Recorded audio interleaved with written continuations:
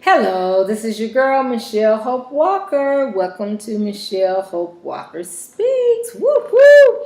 Okay, so I was watching the CBS News and they're talking about race relations, okay? About how before Obama became president, um, as far as how good race relations was, it was pretty good, it was 66%. But now it's 45%. They're saying this is the lowest in 17 years that it has been, that, the race relation has not been good. Um, which is just interesting. It's like, and I have always said, and thank you for the president and CEO of Urban League, National Urban League, confirming what I already, and a lot of us already have mentioned, is that it just seems like people got mad that Obama was in office, and he said that he basically had, how did he say it, say the words, he basically said that some people are resentful of President Barack Obama's presence and being president, basically. You know what I'm saying? So then everybody else get it. Like, we can't get to Obama, but you here, we can get to you. We can get to you. Just being despiteful and, all the rest. But so we have to pray over that. Because, again, our president can be all races. I'm running for president. Remember that. I'm running for, yes, President of the United States of America 2016. Yes, I'm running for president. So put my name down on that ballot. My name is not on the ballot from the primary to the general. You write it in. Michelle Hope Walker. Because I care about everybody. I bring us all together. I'm about the fairness. I'm about putting people in positions of all races and helping with, I'm not on that power struggle type thing. And I'm not on, no. All lives matter. All of us can help run this thing. You know what I'm saying? And so, I just think it's awesome. And thank you again, Marc Morial of the National Urban League, for being on CBS News and just talking about that. We got work to do. You said we got work in education. We got to increase the economic opportunity. I love it. I mean, I love it. Of speaking on this, we got to change the criminal justice system. And it was so amazing when they showed the numbers with the polls on how just still a lot of white Americans just don't seem like it's really that much of a problem.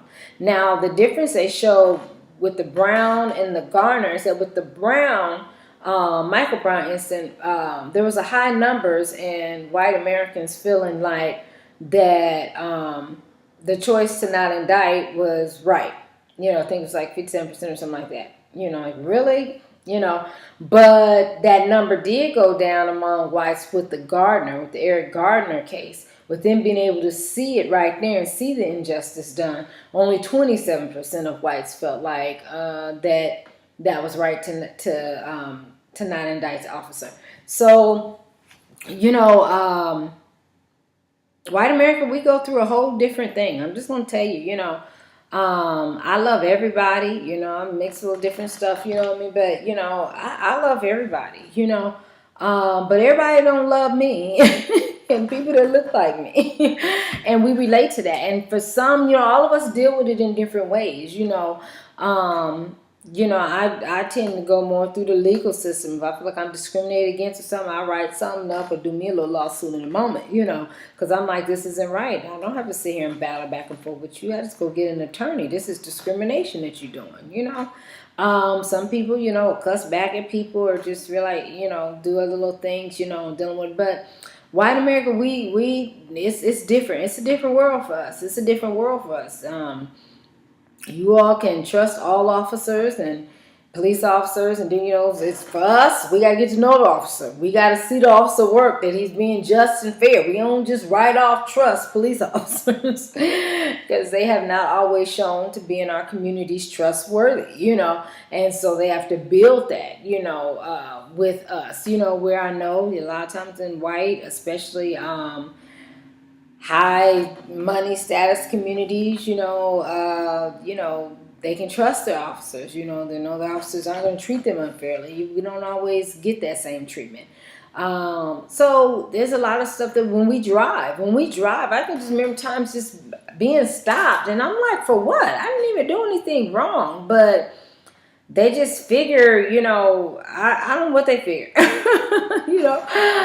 But we have to continue to conduct ourselves in the right way. My thing is just always take notes. If you ever feel like you've been discriminated against or whatever it may be, from school to work or whatever business or whatever you're doing, write it down. My thing is note taking. I don't feel like I need to be arguing back and forth. No. I'm just going to write a whole bunch of notes on exactly what you're saying, what time you said it, what day you did it, who said it, and if you can record, and just let it speak for itself, And unfortunately, some people, they just have racist tendencies and discriminate, and it's not, we just have to pray for them. But don't let it make you bitter. We're going to still love. And because not everybody is racist. There are a lot of good people, a lot of good people, as far as white people, Caucasian, there's a lot of good white people. A lot of times my opportunities only came through them because unfortunately our own race wasn't giving me that opportunity.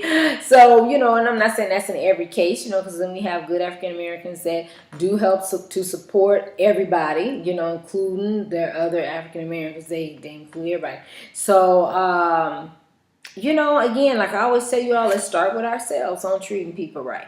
Treating all people right. You know what I'm saying? Treating everyone right. No matter what race they are. No matter,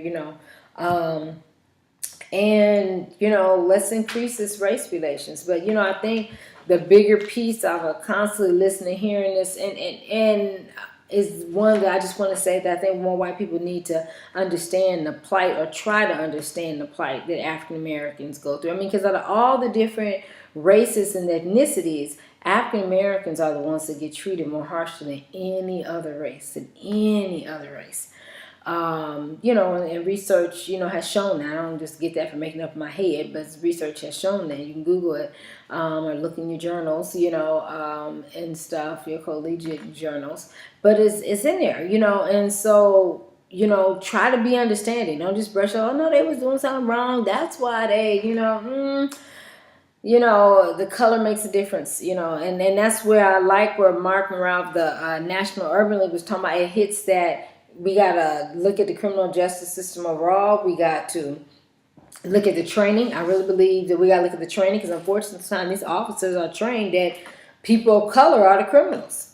They're people that the black, brown, and, we are and we're not. Not all of us are criminals, no matter what color you are, there is crime out there, yes, and people of all different colors are no crime. It amazes me. I hear this joke many a times that while we go into a store and they're looking at us, those of color, the person, and the white guys over there stealing everything. But nobody's looking at him because they just figure he would steal. But they're looking at us and we're not trying to steal anything, So we just have to stay prayed up. And I'm not saying that all white people steal, so please, don't take it as that. But I'm just giving that example for you to see. And I know not everybody thinks this way, but I just have to let you all know that the reason we march, the reason we stand is because this stuff happens every day, all day. African Americans have to deal with so much going through a day. I remember it was at one conference and a lady talked about how that even messes with African Americans psychologically. The psychological damage that does. That you just constantly have to defend yourself. You constantly have to deal with people looking at you doing wrong, lying, and all that. And you ain't really said or did anything. It's just the color of your skin, really.